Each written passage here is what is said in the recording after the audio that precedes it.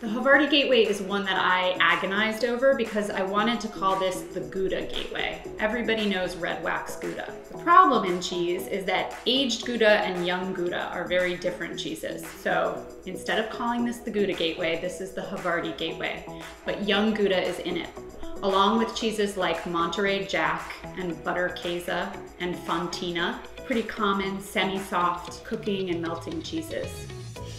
So Havarti is going to be for those who are butter lovers at heart, because that butteriness is an essential quality that all of these cheeses share. But there are also cheeses in this gateway that get a lot more complex and at the most extreme end get almost like eating a piece of soil or earth. These are grassy, aromatic, outdoorsy cheeses. What they all share in common is that pliable, semi-soft texture.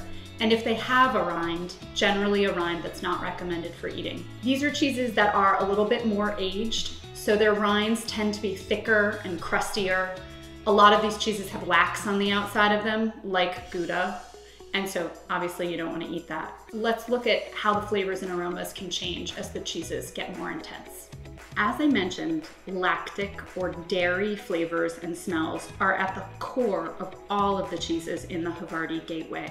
The type of milk a cheese is made out of is going to change the impression of flavor and aroma, but you can expect butter, cultured butter, buttermilk. Then as the cheeses get progressively more intense, there are lots of fungal flavors. So think mushrooms or truffles. There are also a lot of examples in this gateway that have a sweetness to them, a caramely or butterscotchy note, as well as lots of nutty, especially uncooked nut, skin, and nut flavors. Havarti is a perfect example of the mild, approachable end of the Havarti flavor spectrum. Even looking at it, it looks like a stick of butter. And really, that's what it tastes like. It's like a solid stick of butter with just the barest bit of tanginess. As you start to move into cheeses that are made from milks other than cow, for example, young goat Gouda, which is a Dutch Gouda but made of goat milk instead of cow milk, you start to get into more of those sweet, cooked milk and caramelly kinds of aromas and flavors. Semi-soft, but much, much sweeter. Then the intensity takes a turn toward the earthy.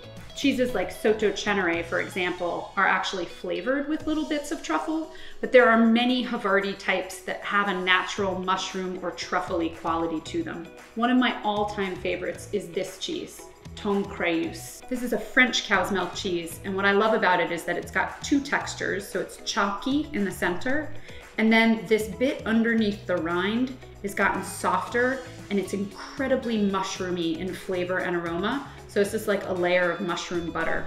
As you can see on the Tome Creuse and on the Sottocenere, the rinds on these cheeses are thicker and crustier. So if there is a rind in the Havarti Gateway, it's generally not recommended for eating. The Europeans have a category of cheese they call table cheeses. They're the cheeses that get put out on the table at breakfast, they get put out on the table at lunch. They're the cheeses that are just around for eating. I guess if Americans had an equivalent, it would be cheddar, but Havarti Gateway cheeses are the quintessential table cheeses. They're simple, they're approachable, they're buttery, and while they get intense in flavor and everyone might not like them on the most extreme end of the spectrum, they're really meant to just be everyday eating cheeses. They're not super rarefied.